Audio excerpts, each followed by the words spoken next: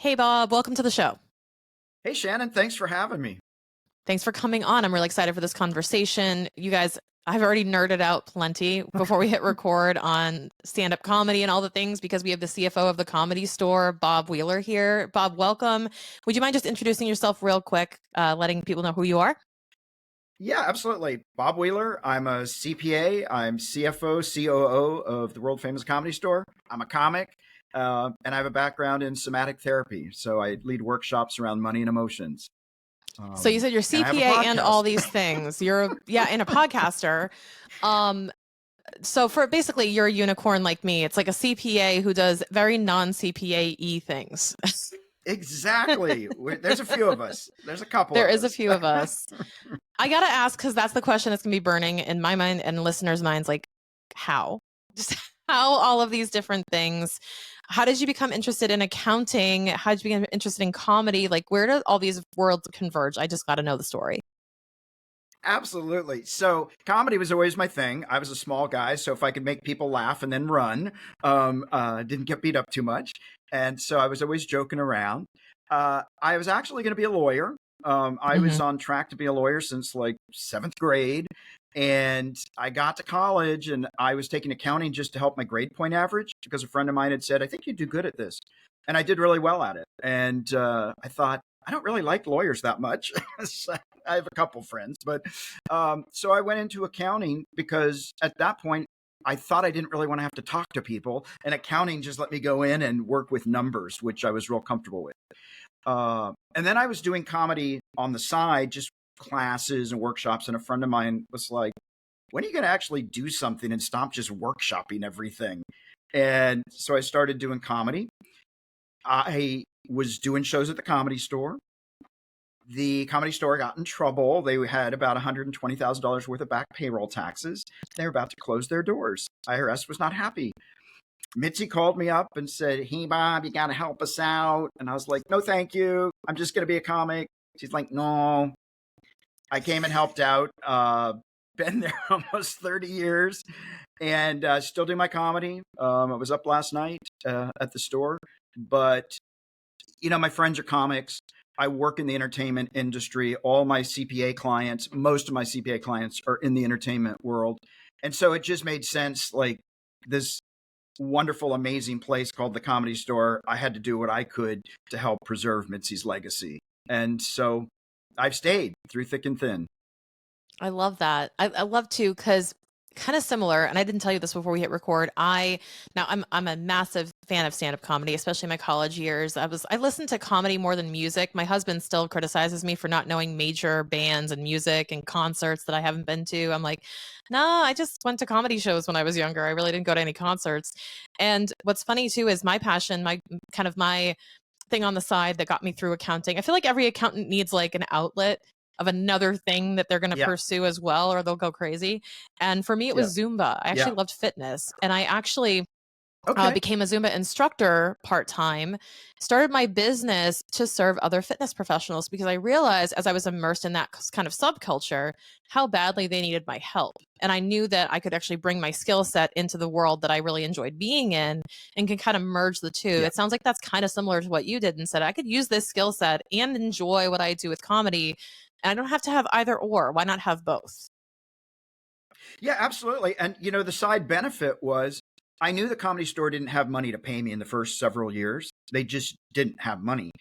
So it made me have a thriving CPA practice so that I could afford to give them my time. And so indirectly, the Comedy Store really helped build up my practice because the pressure was on to be able to help them and know that they really didn't have the money to pay me for several years. Very cool. That makes a ton of sense too. And that's really similar to like the path that I was thinking was how can I work in the industry I really like without making the salary of a person who works in that industry and still use my accounting career. That's brilliant. That's Yeah. absolutely brilliant. So talk to me about how, you, and so funny, you discovered accounting similar to me. Like I took a class, it turns out I'm good at it and I stuck with it. Um, Tell me about how you got into comedy, like a little bit more about that, because it's not an easy thing to do. Like you have to be very committed to honing that craft. Like what kept you going and developing those skills too, even though you had a really good career probably as a CPA? Yeah, I made much more money as a CPA. But when I started in comedy, I started doing sketch comedy and improv because initially, believe it or not, when I was first doing this stuff, I was very shy outwardly. I was very comfortable. If I knew, I was very confident with a small group of people. But then you throw me out in the world and I would go hide behind a wall or become the wall. I wasn't comfortable. And improv and sketch comedy let me be with a team of people. So if the sketch went terrible, it was everybody else's fault, not mine. And if it was brilliant, it was because of me. Uh, at a certain point, I realized, okay, I'm ready to take the risk and just do Mhm. stand up on my own. I either fall on the sword or live by the sword. And it was a way for me to do therapy because I'm always a really nice guy, but on stage I could say things that are mean or what was true for me, and I still seemed like a nice guy. So people are like, "Oh, the little Chihuahua is angry. That's so cute." But it was for me therapy to be able to say what was true for me, and then just go, "I'm kidding." And so, and I was fortunate. The first couple years, it just went really well for me. Of course, then I hit a wall, and it was horrible for a few months where nothing I said was funny. You just got to keep, you can't do it to be liked and you can't do it so that everybody says, oh, you're funny. You have to do, like, it has to be something you just have this calling to do. And I love doing it. And I took a Yeah. little bit of a break after Mitzi died, but I am back on track. I'm writing and it keeps me going. It keeps my juices going when I'm writing and performing. And I feel like for those listening, that should be the true for your business.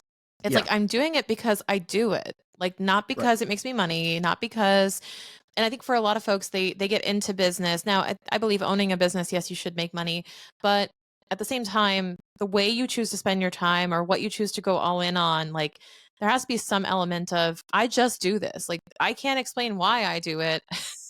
I'm committed. You're just committed to doing more of it and getting better at it, and I love that.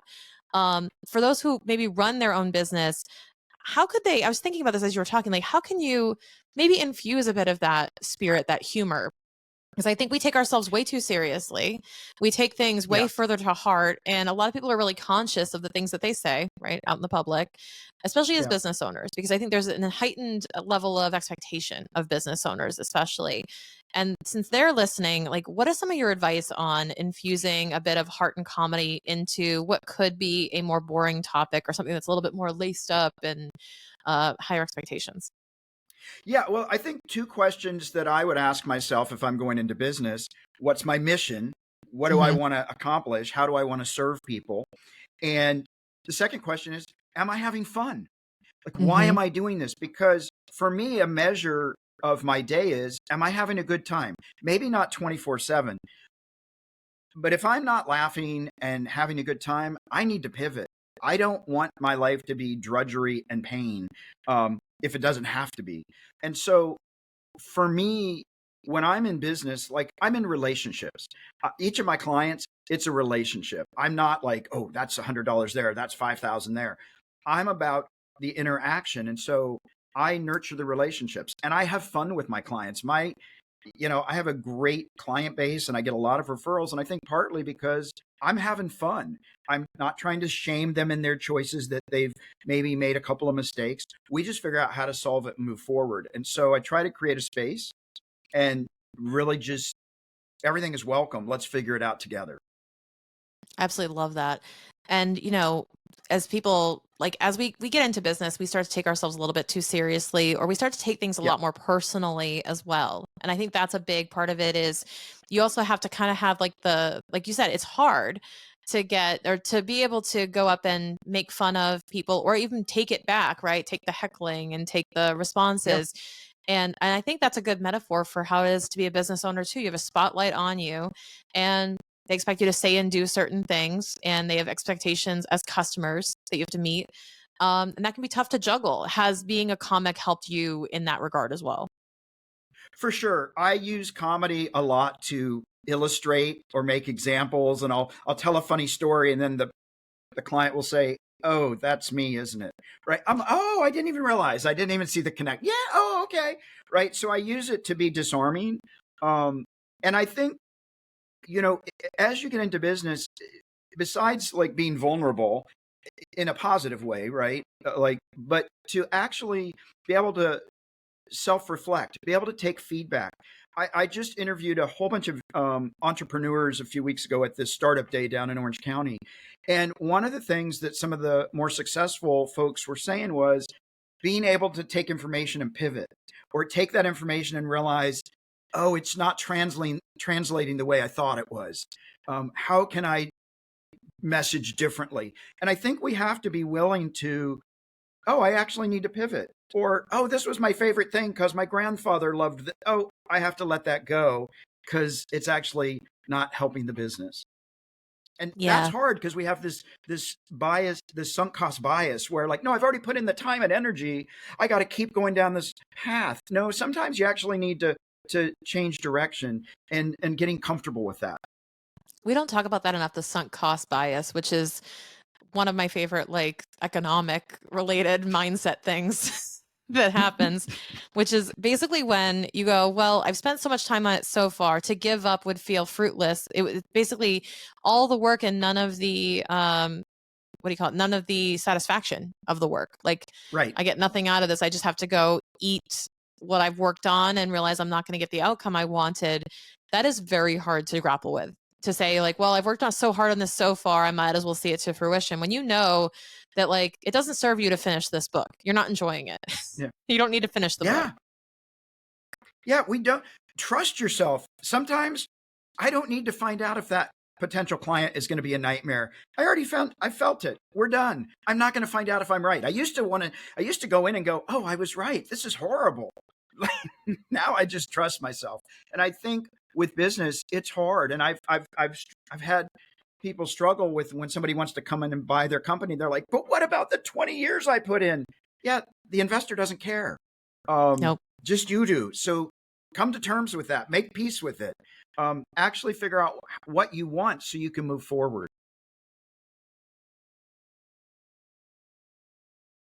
Yeah. And shifting gears into the mindset side of things too, which is really what this goes down, is being okay with that side of the conversation and being able to let go of whatever story you have about where you came from and how you got there.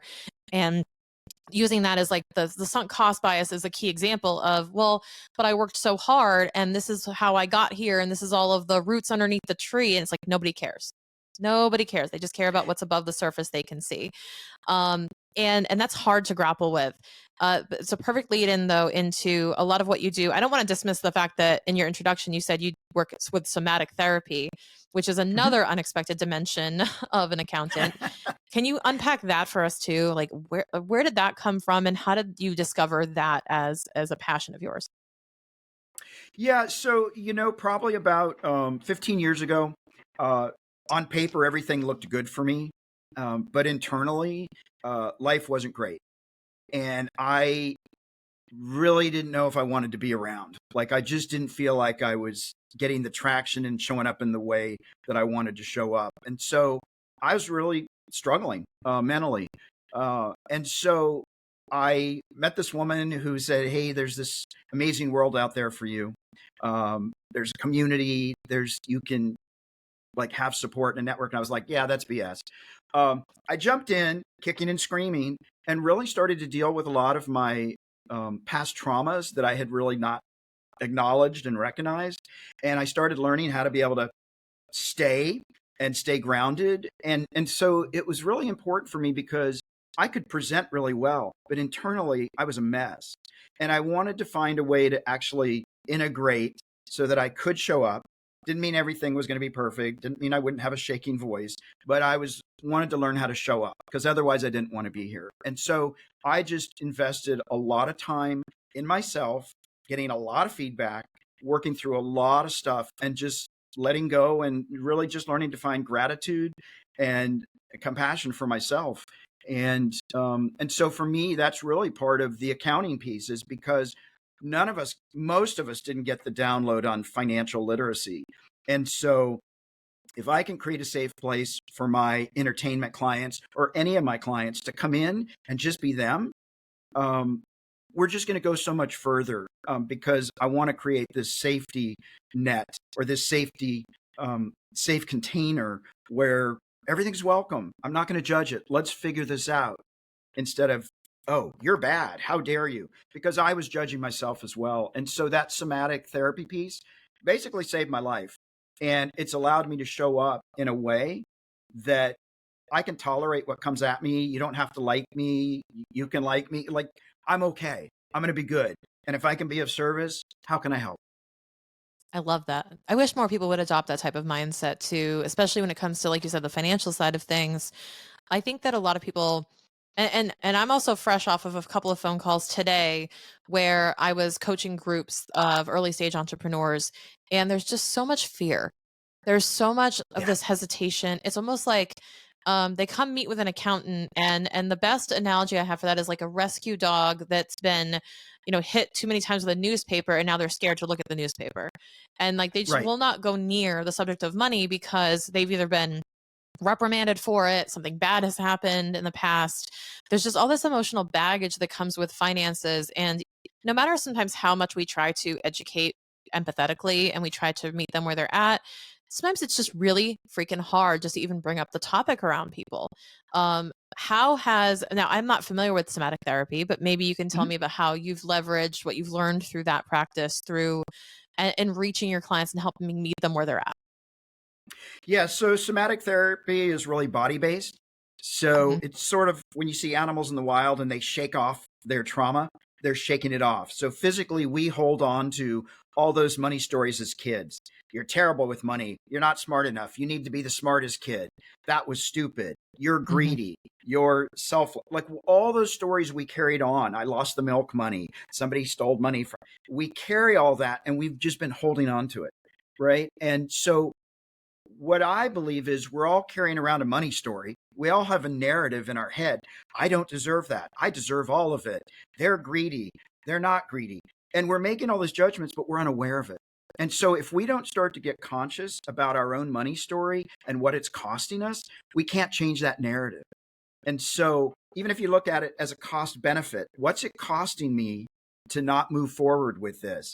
My passion, my soul, my livelihood, and what's the benefit of not going for it? I get to stay small. Nobody judges me, right? I wish people had told me not everybody's going to celebrate your successes. Not everybody's going to root for you to win. Do it anyway. Show up. Just show up. Trust yourself. You came here, you have a purpose, have your voice, have your purpose, and don't let anybody else tell you differently. And so, using that somatic therapy, I can say to people, what's going on for you internally? What's the story you're telling yourself right now? What are you feeling when I say to you, we need to put some money aside for an emergency fund? What comes up? And then we Mhm. explore that. We don't make it wrong or right. And for me, unfortunately, a lot of people on TV right now will shame you into a behavior. I'm not interested in shaming the behavior. I'm interested in understanding the root cause so we can actually change it from a place of, oh, I don't need that anymore, instead of, oh, I'm being shamed. I should do it this way. Yeah, and even peers of ours as like CFOs, tax preparers, tax professionals, accountants, whatever flavor you want to refer to, we our industry in general, I feel like has been marketing on the grounds of fear, Yeah, of keeping you out of trouble. Saying you're going to be in trouble if you don't do this, and just kind yeah, of keeping you just actionable enough to stay out of trouble, where all you want to know is how to stay out of trouble, and it's right. only fear based. You're going from afraid to neutral. And what I can't stand is the fact that we're just trying to get to neutral, like versus how about thriving? How about happy? How about feeling wealthy? And Yeah, you're actually feeling ahead as opposed to less behind. And that's all of accounting right now is basically marketing all of, we'll say, typical accounting, your bookkeeping, tax preparation services, the compliance work is really about just keeping right. you out of trouble. And the whole mentality of the bare minimum to keep me out of trouble. And that drives me nuts, quite frankly, because I'm like, well, what about people who will actually improve and generate happiness, joy, and actually, enrich your life in some way? Yeah, well, it's funny. I think the lawyers and the accountants were always the naysayers, right? We're always the Mm, deal killers, right? Don't bring the in them. They're going buzzkills. to say no, right? Yeah. We- But it's interesting. I've talked to several CPAs that'll say to me, I can't believe you started a business and you've got 15 employees. You're insane. There's lawsuits there. Yeah, those are all things that come with it. Yep, I face lawsuits. Yep, I face issues about this and that. And I still choose it. And it's been amazing for me. I didn't let the fear hold me back. Yeah, there are going to be challenges no matter what industry you go into, no matter what business you pick.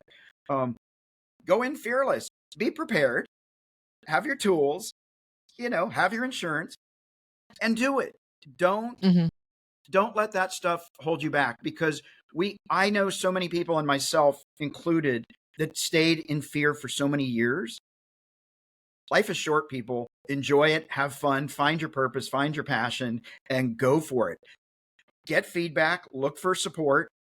It's so doable. And I do think we need to start looking for thriving instead of surviving.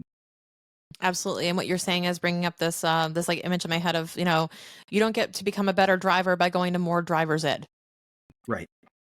You have Jump to go in. out there and actually get behind the wheel and go do it. And no amount of driver's ed is going to prepare you for that first, on ramp to the highway. It's like, we're going to just go. Or, There we go. use all your skills. And yes, like you might make some mistakes, but you learn from them and you keep going. Imagine when you were like 15 or 16 or whenever you learned how to drive, if you said, I don't know how to do this, I'm not good at this. No shit, you're not good at it. You've never done Right. it. Right. Exactly. Like you have to actually go out and do it. But imagine now, I bet you all of you right now listening are probably in the car focusing on what we're saying, don't even know where you are right now or how you got there, and haven't been paying attention. Whereas you were like white knuckling the gear shift, 15 years ago. And and you're like, yeah, you're right. I did get better at that. Why? Because you did it a lot. Yeah. You're only gonna get Absolutely. better if you keep doing it. You got to jump in. You just got to jump in and know that you don't Exactly. know. Like, Yeah. learn to get comfortable with the unknown. Just, Hmm. just, just do it. Right. Just, Yeah. just show up, jump into the fire, because um, that's the only way you're going to get through the fire. You don't get to go around it. Yeah. You got to go through it. Exactly. And there's a lot of talk right now about imposter syndrome. This is coming up a lot in entrepreneurship, is imposter Yeah. syndrome, which I sometimes say imposter syndrome is typically inexperience disguised as an excuse. Sometimes. I know Yeah. that the imposter syndrome is a very real thing. However, I think a lot of people are using it as a crutch for their inexperience. And they're saying, oh, I have this imposter syndrome. I'm like, because you're trying to do something you've never done before.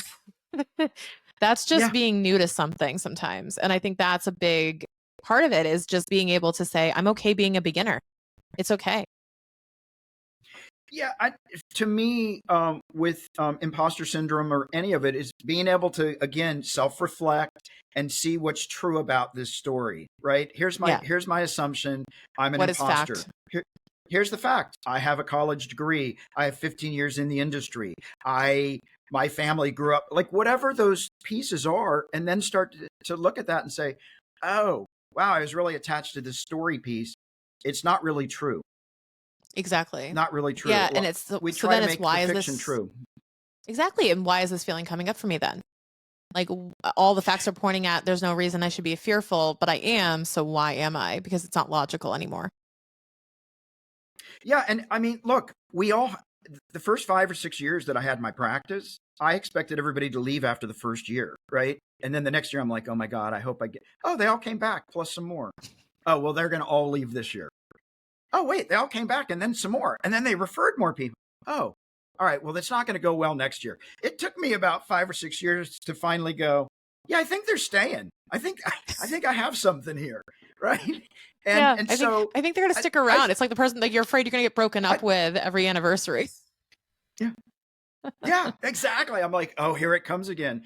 And I think the other piece um, that's important in business is like self responsibility and taking responsibility. I had a situation Mhm. with a client where my staff, they dropped the ball, like they dropped the ball. And the client was really upset, and they were ready to leave, and they were like, I need to talk to you. And so I took the call, and this client yelled and screamed for about 15 minutes, berated me, and how dare you people, and all of this. And it was horrible. And Mhm. after she was done, I said, you're totally right. And if I were you, I'd probably change accountants, because I don't know that we can come back from this. We dropped the ball, and I'm very embarrassed. I'm really sorry that this happened to you. And it's not the way I operate. But I can't deny that this happened. It happened. And Yeah. they were like, wait, what? you're not going to defend yourself? I'm like, I'm in the wrong here.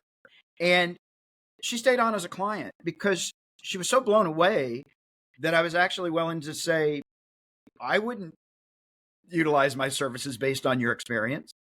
And I understand if you don't want to either. And we ended up having a really good relationship because I'm not above saying I've messed up. I've made a mistake. I'm not perfect. I try to do the best we can, and we have a quality control is super important to us. But at the end of the day, I have to have my integrity, and if I drop the ball, I have to own it. Yeah, and I've had that conversation too with clients. We've goofed up before, and I say, we're all human. Part of hiring a human is they are in fact human and imperfect, as Yep. you are, right? But it's also it's all in how you handle it. Because I also did the same thing. I said, you know what, you're totally right. We goofed up on like a very unexpected level on this one client a couple of years ago, and I said, you know what, we have no right to charge you for this service because of what we did. Um, yeah, I would totally understand if you don't want to work with us again. I 100% understand the exact same conversation. And they ended up staying longer, which was so weird. I was just like, no, I really think somehow have bad luck with you. So like, I don't even want any more exposure to this. Like, Right. I'm afraid of being under a microscope now because of that. That I said, you know what? Right. I don't know if we can come back from this. They end up staying a little bit longer, like you said, but it's one of those things where you have to just own up to the mistake. I think people get so defensive and they're just Yeah. expecting the fight. And then they go, oh, you're not going to fight me on this? And I'm like, absolutely not. In fact, there were a couple of clients where I saw the writing on the wall where we goofed up and I proactively said, hey, I'm noticing a couple of gaps in our process and some delays, and I'm going to proactively issue you a rebate for half your fee because I feel like we're not living up to our expectations, whether you perceive it or you don't. Like, I'm just telling you right now, I don't have the right to charge you full price right now. That went such a long way because nobody does that. It's so unexpected, especially from accountants, because I don't know why, to be honest, but I think that there's a lot of ego tied up in what we do, a lot Yeah. of pride in what we know, what we do, our value, charge your worth, all these things. And and I go, you know what, on the same side though, charge the perceived worth. And if you are doing something or you're cutting corners or you're just like you missed a step somewhere, I go, then show that you care and make the right move. Yeah. I think, when you say that, it reminds me of the two questions I ask myself a lot. Mhm. Would I want to be a client of mine? And would I want to work for me? I love And I that. think those are two important questions as an entrepreneur. Would I want to work for me? Am I compassionate? Is there space for growth? Am I encouraging people? Or am I a tyrant and I'm a dictator and I'm never wrong? And like people don't return? And the same thing as a customer, as a client. Would I want the service that I'm giving to people? Would I want that? And I think if we are willing to look at those two things and be honest, and I've said to the staff a couple of times, the way we handled this, I wouldn't be a client of ours. And because I think it's important for me, it's important to continually look to how can I do it better. I don't want to be perfect, right? I'm not into perfect, but I am into how can I show up in the best possible way for my clients. Yeah, and if you instill that in your staff as well, if you say, "Would you wanna be a client of ours?" to your staff, Mhm. they will self-identify. If they say no, then I go, "Cool, let's talk about that." Because Right, then it's less of the dictatorship of install this process, do this, do that. Now they're aware of the why behind it because they right, actually can experience the sense of, "Oh, I see why we're doing that," because if you put yourself in the customer's seat, this makes a lot of sense, on why we're taking that right, extra step, and there's a good reason for it, as opposed to, "Oh, well, Bob wants me to do this because that's just what he said." That's not a good enough right. motivation. They have to understand the why behind these decisions, just as much as we do. Absolutely, absolutely. So, so in talking through like the money stories, I really want to unpack this for a sec and go through like some of the things that you help people grapple with because everybody has their Mhm. own unique money story. How do you uniquely extract out this money story or really get them to open up with these questions? Like when you talk about that's a story you're telling yourself, people can Mhm. get defensive, obviously. Yeah. But how do you help extract this money story and really start to identify some of these root causes or behaviors that keep popping up? Yeah. So I really, I'm a big believer in journaling, Hmm. and I really get people to get really curious about their childhood, what they remember, what did mom, dad say about money, what did their particular religion say about money if they grew up in a religious family, culturally, what was Mhm. taught. This is how we do it in our community, right? And just to look at all that stuff, to really just, oh, yeah, I got these messages. And then to start to think about what were some of those early money experiences you had? Were you shamed? Were you encouraged? What went on? And again, when you're doing journaling like this and you're looking at that stuff, we're not blaming, we're just getting really curious. Oh, that's so interesting, right? Mom and dad didn't come in with the intentions to destroy all of their children, right? They went in with the best of intentions, and so we want to not blame. Oh, mom and dad. Oh, okay, that's really interesting. So I want people to get really interested in that and to start to explore those early memories because that's where we pick a lot of this stuff up, right? And then we just haven't updated the messaging, and so our story has stayed the same. Um, I like working in groups with people because it's important, I think, for people to witness. I can go to a therapist and tell them everything I want, and they're going to believe me because there's nobody else to go. Well, that's not what I experienced. So I really am into group because I think it gives people a safe space to hear other people and find out, oh, I'm not alone in this. Mm. Because we all carry so much shame about our past financial choices. And so we have to hide it because we have to be perfect. We have to present well. And so for me, it's about getting really, really curious. Like, isn't that interesting? I love to overdraft my bank account. Isn't that interesting? I'll put anything on a credit card as soon as I get the balance down. Just find it interesting and then start saying, how is this serving my future self? I want to buy a house. I want to change careers. I want to travel. How is what I'm doing right now in service of that? And if it's Mm. not, how do I align so that I'm taking steps towards that goal? Figure out where you want to be. What do I want? Why do I want it? Why don't I have it? What do I need to do to get it? What, why, what? I love that. And as you're talking about kind of extracting the stories and everything too, and the group, I was also thinking about the fact that, like I said, I've talked to a few groups recently, but I talk to individual clients all the time. And I just want to shake them by the shoulders and be like, all of you are saying the same thing, but you're not talking to each other. And it's driving me Right. crazy because I'm like, all of you have, everybody has this money story thing, and Mhm. they're all different stories, but a lot of them are quite avoidant, fearful. There's a lot of Right. different emotions that come up. Shame comes up a lot. Um, but it's interesting because we're not as vulnerable about money stuff.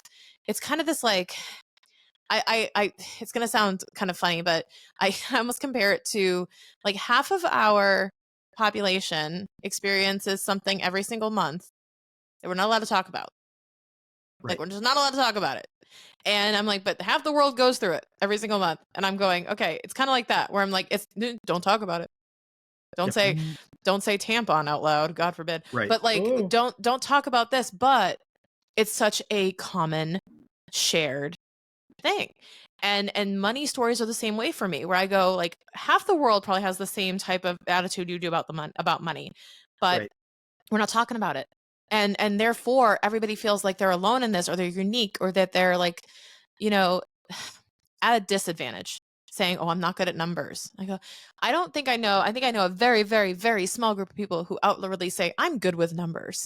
I think I Right. hear a lot of people say, "I'm not good with it." I go, "That's the default position until you've invested time to get good at it."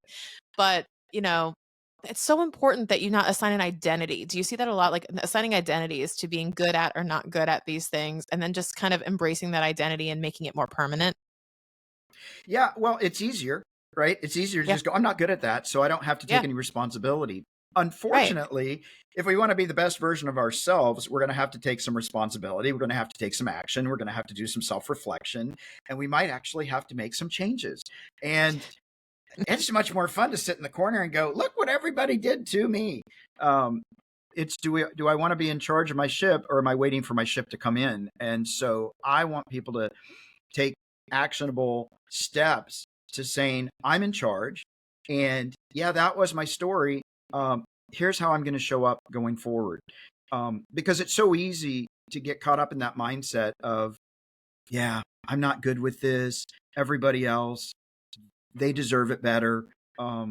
Yeah, that's what you maybe got as a kid. And now you get to say, yeah, I want something different. You get to change the narrative. Yeah. And a call back to our prior conversation is around that story, that kind of framework of, well, the sunk cost bias of, well, I've spent most of my life this way. What's the point in changing now? Or I can't Right. really change at this point. So much time is gone. The clay is dry. It's no point in remolding something at this point. And I think a lot of people have that mentality of, well, the story's already written. I just have to finish the book.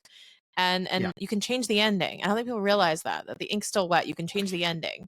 And I just, it breaks my heart to see people who are identifying with this permanence of identity and saying, I'm not good with numbers. And I'm like, or you could say, I'm working on learning about numbers, or this is a new area for me.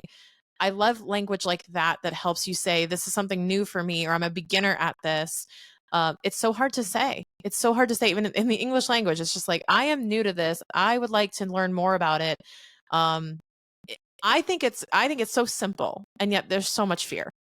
It is. I think languaging is so important. Hmm. And sort of my mission has been to normalize conversations about money because we Yeah. are so paralyzed when it comes to this.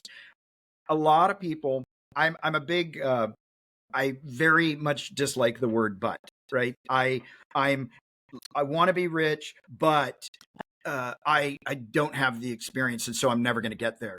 I'm wanting to hold both as true. I want to be wealthy, and I'm learning to do it differently than from my past experiences. Right? I'm trying to hold both so I can create a bridge to the future.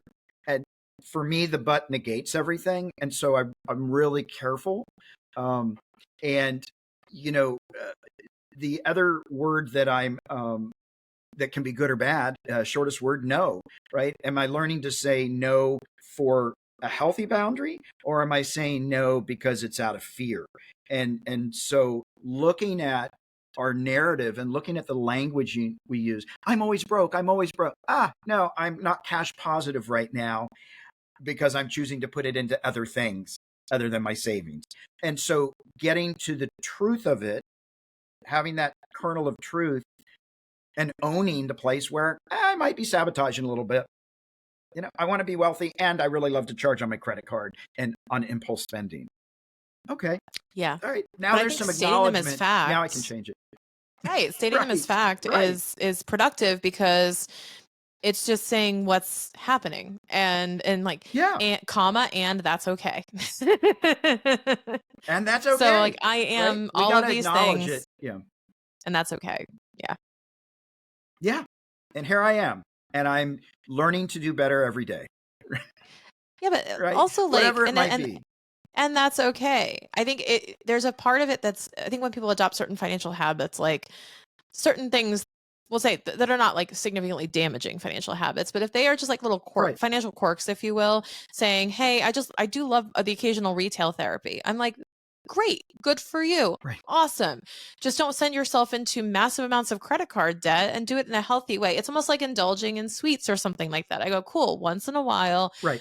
and we recover from it with good habits, like 90% of the time you eat a good diet of good behavior, and then splurge a little bit. It's okay. Nobody ever really, like, you have to live your life at the same time. You do have to enjoy and have fun, to your point earlier. Like, you have to enjoy and have fun while you're doing what you're doing, while you're earning money, while you're spending money. But also, it's just being aware of where you are in that, and what is going toward the goal or away from it. I think you mentioned that before, is like, just knowing where you are on that Right. trajectory, I think is just the most powerful thing. So you can actually call yourself out on the behavior. Yeah. I mean, look, even with my clients, I have a few clients that probably should incorporate. They would save $10,000, $15,000, but mentally, emotionally, they don't want to go through the paperwork. They don't want to do all these extra things. And I, in the early Mhm. years, forced people be a corp or do this, and they hated it. And so now I say to a client, look, I know it's going to save you $12,000, but I don't know that it's worth the cost of your mental anguish. And so if you're okay knowing that you're going to pay a little more and we've brought it up, I'm happy to go this route with you because that's what you're comfortable with. I'm not going to make them bad or wrong. I'm not going to say everybody must get into real estate because I hate real estate. I went into it and like, I was too nice, right? So I don't force everybody, hey, that's what works for you. Great. I'll work around it. But let's be real with what's effective so that we can actually do the best we can with where you're at. Yeah, we share this sentiment, and back when I started my business, and even into like when I was working on tax strategies and things, I was kind of selling people on tax savings, or we'll say the surface level symptom Right. relief of whatever it was. And very similar to this, actually, we started doing pro forma returns in the middle of the summer. We would do like kind of a dress rehearsal of Right. tax return for the year, right? That's pro forma. And we started doing these a couple years ago. And what I found was this was enlightening for me. I thought my entire goal as a CPA, based on how I was marketed to, right, and how I was taught, was save your clients money in taxes, like reduce the tax bill. Right. And it turns out 90% of the stress of the surprise tax bill is from the surprise and not the tax bill. Right. Right. So when we cut the surprise part out, Yeah. nobody gave a shit how Right. much the bill was. Right. And that was ridiculous. It took Yeah. me so long to learn this, that I'm like, oh, the most valuable thing I could do as an accountant, instead of like tax strategies and fancy tricks and getting aggressive in this area and playing in the gray, I'm like, people are going to try to ask you to do that. And I said, you know what? We're going to stick with the basics, very, very Yeah. basic things. We're not going to get too fancy, but I mean, no one pays any more than they have to. But Right. instead of doing these like extreme, like hiring your kids to save $300, like, Right. and spending hours and hours of developing the paperwork to do that, we said, let's just shift our gears a little bit into, let's do the pro forma. We're going to tell them with 9 months notice how much they're going to Yeah. owe in a range, Yeah. roughly. They know it's in pencil, not pen. We get closer toward the end of the year and update it. And then we tell them, hey, in about 5 months, you're going to owe between $20,000 and $30,000. Plan accordingly. You've been planning for the last 6 months, setting aside money every, couple grand every month. And this past year we had this happen, and like nobody was stressed out. Everybody Yeah. had the money in the bank account ready to go, in the high yield savings account, because they were like, you've been telling me since July what I was going to owe. I'm not worried about it. And the bills were tolerable, and nobody was coming to me saying, hey, how do we get this down? How do we get Yeah. this even further down? How can we get more aggressive? They all trusted the process. And that's huge. Is like, yes, we spent some time on tax strategy, but we weren't like making that the main event. And I think Yeah. that's part of it, is just this like heightened drama surrounding what we do. It just elevates the fear and elevates the confusion, I think. Yeah, no, absolutely. I fortunately or unfortunately, I worked for a couple of CPAs in the early years, and I'd hear the phone call. Yeah, John, you need to transfer $250,000 by Friday. And I'd hear a coronary on the other end of the phone. And I'm like, what are you doing? They're like, well, I mentioned it. I sent an email like 6 months ago. I'm like, nobody's tracking that. Are you kidding me? And so I early on watched a couple of CPAs that would just play surprise. Now, by nature, I don't like surprises. I don't like good No. ones. I don't like bad ones. Don't surprise me.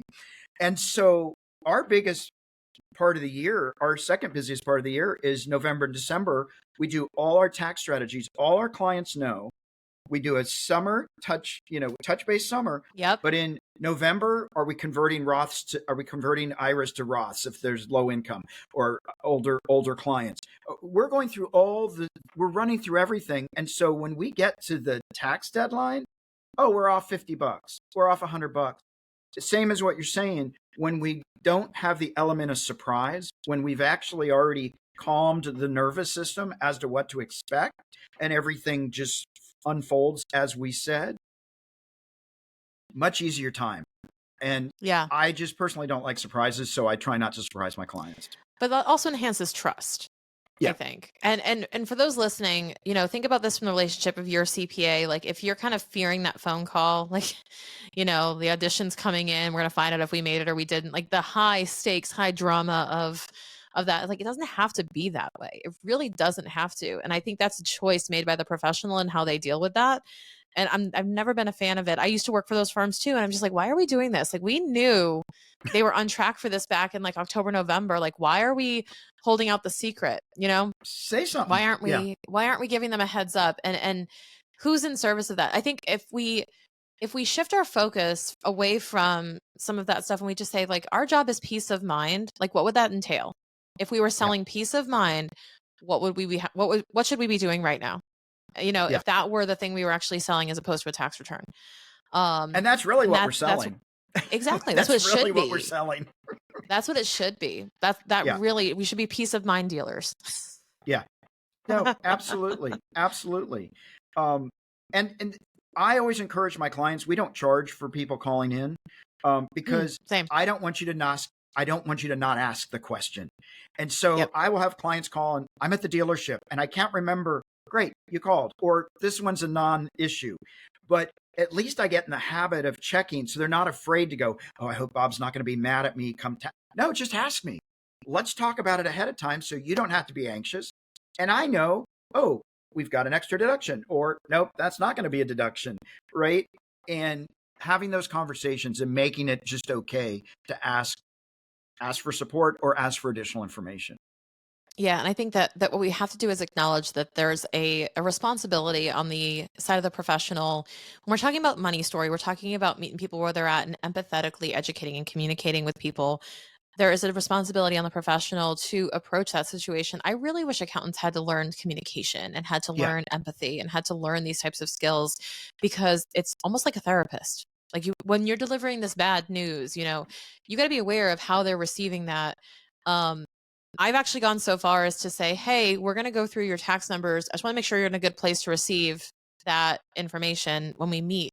Like, they could have found out this morning that their spouse was divorcing them. They could have found out right. this morning their kid got a bad grade at school. They could have had something happen, a loved one pass, anything. This Yeah, actually happened to me where somebody had their mom was in the hospital, and we were about to drop on them. They were going to have a six-figure tax bill. And I found out the mom was in the hospital, and I said, we are not having this phone call. Like, I said, yeah, we're going to have this phone call. She literally went that morning to the hospital and said, hey, just so you know, I don't think it's a good time to have this conversation. We'll catch up catch up next week, but yeah, we'll, give you what you need in the meantime. That's important, I think, as opposed to checking something off a checklist being the priority, saying, I talked to this client and I told them their bill. Too many people operate that way, in my opinion. yeah. No, absolutely agree. If I am sending an email and you owe a bunch of money, you're not going to get it Friday afternoon. And it's probably going to be a phone call, right? I'll send you an Hmm. email with a refund on a Friday afternoon, but Yeah. I'm going to have a conversation if I know it's something you're not expecting. Or I'll Yeah. even preface with, oh, this isn't going to be a fun conversation. I was a little surprised, and maybe Yeah. you are too, right? So that, again, it's a team effort, and I'm just part of the team trying to help them get where they need to be going. Yeah. And, you know that the next question is going to be why and what can we do about it? So why don't we proactively answer those questions too? And, like, here's Right. the main reason why this is happening. And here's what you can do to prevent it next year. That goes a long way. To Yeah. say, hey, here's the decision that was made, or your W-4 had withholdings way too low at like 2%. You need to up those. We need to figure out a way to do that, or we need to be paying estimates. Here's my plan of how we're going to make this not happen again next year.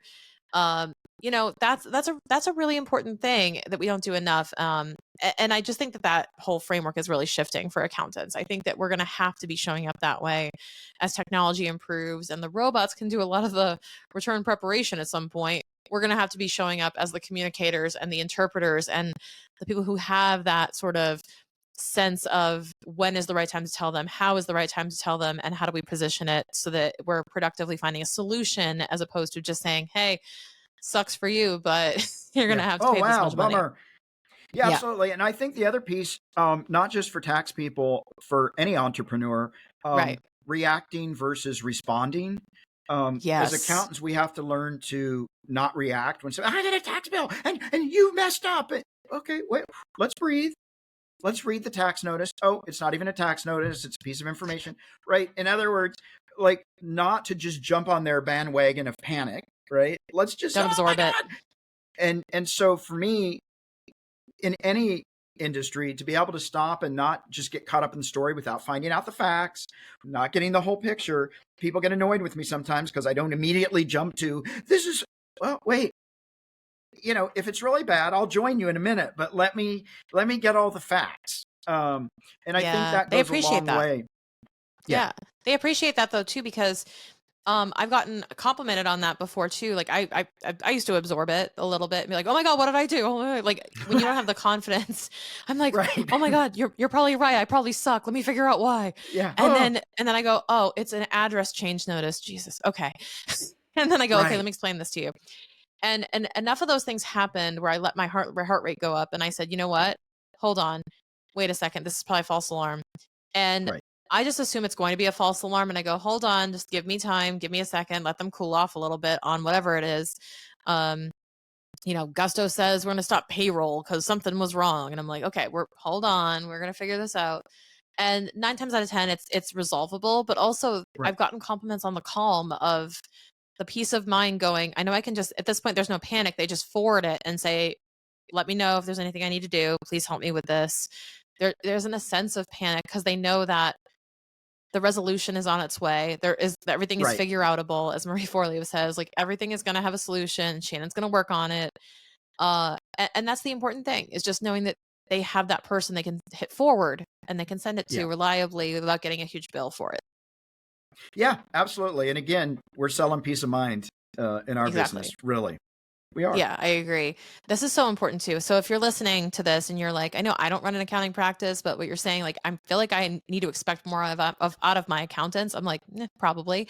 Also have this conversation with them and maybe even send them the episode subtly to listen to and be like, this is what I'm looking for. Bob, this is a great conversation. I feel like we can talk for days, but I want to let people know where they can find out more about what is you do with your different, money mindset trainings and such. So could you just let them know how they can find out more? Yeah.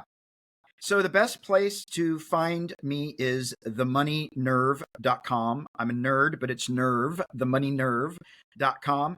That's got information about my tax practice, about my online courses, my podcast. I've written a couple of books and just free resources on how to have a conversation with a spouse or a partner around money and different things. So themoneynerve.com sort of has it all. And then the Bob Wheeler is my Instagram handle if you want to check me out there.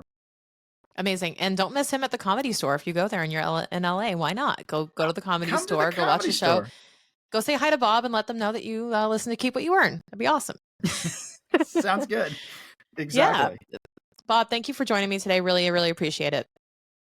Absolutely, Shannon. I appreciate it. I love these conversations. And, I just hope people take that message and go out and you can be in fear, but be fearless. Take the leap.